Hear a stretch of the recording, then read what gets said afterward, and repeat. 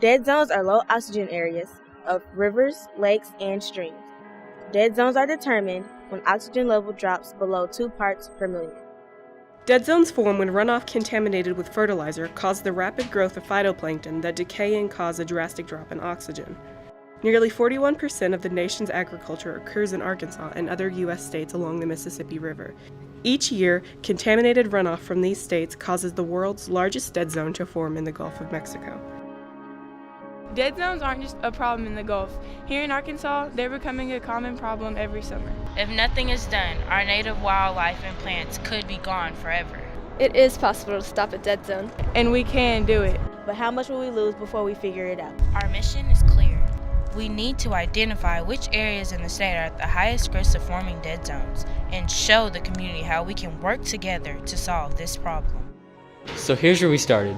A team of students started designing and building an underwater ROV. We're using inexpensive materials and hardware. ROV stands for Remotely Operated Vehicle. We will use ours to collect water samples at various depths and use its sensors to stream data back to our computers during dives. This should show exactly where concentrations of pollutants like ammonia, phosphorus, and nitrates are entering local waterways.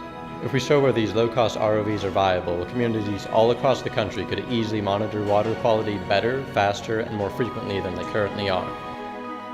While the ROV team started working and developing and testing the ROV, our body team started research on local plant life and finding a filter to filter out fertilizers in our local waterways. They are developing unique, floating gardens to place in contaminated areas. We here at eStem are really bringing environmental activism into our future. Our floating marshes are really innovative and cost-friendly.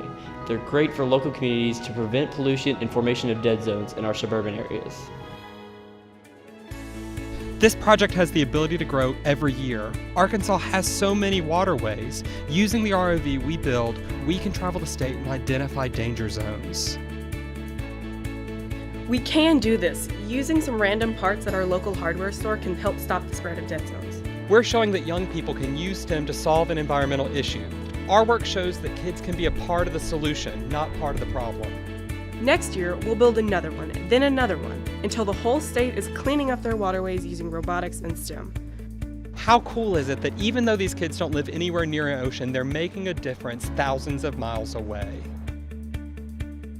What we do here can make a difference.